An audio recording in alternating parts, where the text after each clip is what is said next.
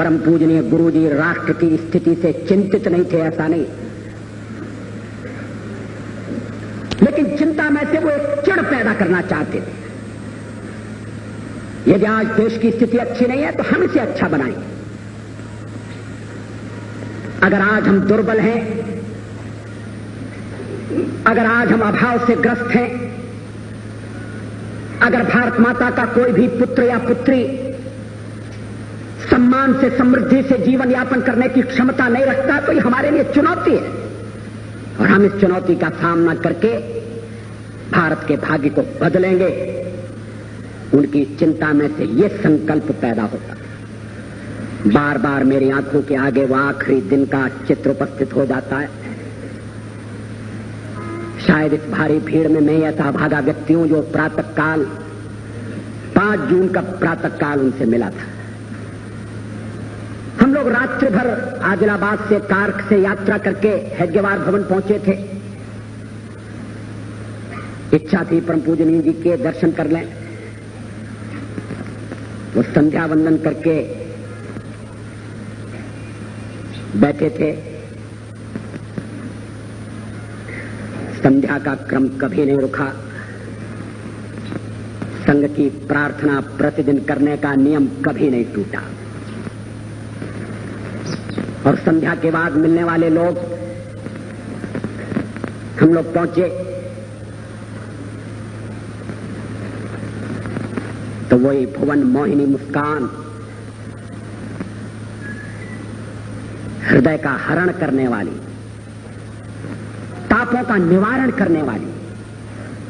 व्यक्ति कितना भी दुखी हो, थका हो, चिंतित हो, एक बार परम पूजनीय गुरु जी के सानिध्य में पहुंच गया और उनकी दृष्टि पड़ी तो लगा सारी थकान मिट गई। उस दिन भी तबीयत बहुत खराब थी। उन्हें देखने वाला हर व्यक्ति नहीं समझ सकता था, मगर कुछ लोग समझ सकते थे। डॉक्टर आबाजी थत्ते मौजूद थे, लेकिन उन्होंने सबसे परिचय प्राप्त किया। आज इलाहाबाद से आए हैं, ये कौन है? अच्छा, वहां मुलाकात हुई थी, मैं तुम्हारे घर पर ठहरा था। इकबाल स्वयं सेवक का नाम क्या है? हम लोग जनसंघ के कार्यकर्ता थे। कैसा कार्यक्रम हुआ? फिर जब एक डॉक्टर का परिचय कराया गया तो उन्होंने कहा, आप कौन से डॉक्टर हैं? मैं एक ऐसे डॉक्टर को जानता हूं जो किसी मरीज को देखने के लिए गए और डॉक्टर ने मरीज से पूछा, बताओ तुम्हें क्या तकलीफ है? तो मरीज बिगड़ गया। कहने लगा, अगर तकलीफ आपको ही बताना है और मुझे ही बताना है तो फिर आपकी क्या जरूरत है? आप डॉक्टर हैं, आप बताइए मुझे क्या तकलीफ है। तो डॉक्टर ने कहा, ठहरो, मैं ऐसा डॉक्टर बुलाकर लाता हूं जो बिना तुम्हारे बताए तुम्हारा इलाज करेगा। और वो डॉक्टर बाहर निकलकर एक वेटरनरी सर्जन को बुलाकर ले आए,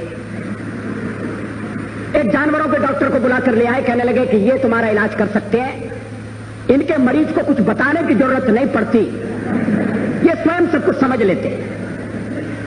तो फिर उन्होंने जो हमारे साथ डॉक्टर थे उनसे पूछा, आप कौन से डॉक्टर हैं? ये विनोद था, वो जानते थे वो डॉक्टर कौन है।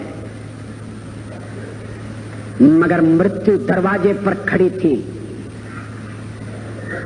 शरीर साथ छोड़ रहा था, संसार के बंधन एक एक करके टूट रहे थे। परम पूजनीय गुरु जी जानते थे अंतिम बुलावा आ गया है। प्रातःकाली उन्होंने कहा था, घंटी बज रही है। For whom the bell toll, ये घंटी किसके लिए बजती है? लेकिन स्वयं सेवक आ गए तो मरण को भी मानो एक तरफ रख दिया, पीड़ा को पी गए, शरीर की व्यथा को भूल गए और स्वयंसेवकों के साथ हंसी, विनोद, परिचय, चाय लाओ। चाय भी उनके लिए एक लोक संग्रह का साधन थी। उन्हें यह भी स्मरण था कौन चाय पीता, कौन नहीं पीता। मेरे पेट में तकलीफ थी, मैंने चाय पीना बंद कर दिया था। ऑपरेशन के बाद मैं पीने लगा। मगर उन्हें स्मरण था कि ये चाय नहीं पीता है। कहने लगे नहीं अटल चाय नहीं पीता, दूध लाओ। मैंने कहा पीना शुरू कर दिया है। तो कहने लगे चलो अच्छा, उतनी तकलीफ कम हो गई। और बाल स्वयंसेवकों से परिचय, नाम मुझे एक क्षण के लिए गा, एक क्षण के लिए, कि मानो शूलों की शैया पर भीष्म पितामह विराजमान है। एक क्षण के लिए, क्योंकि दूसरे क्षण विचार आया कि भीष्म पितामह न्याय के पक्ष में थे, मगर ये तेजस्वी, ये तपस्वी व्यक्ति, ये हरदम धर्म के लिए लड़ा, इसने हरदम न्याय के लिए संघर्ष किया, ये कभी कौरवों के पक्ष में नहीं था।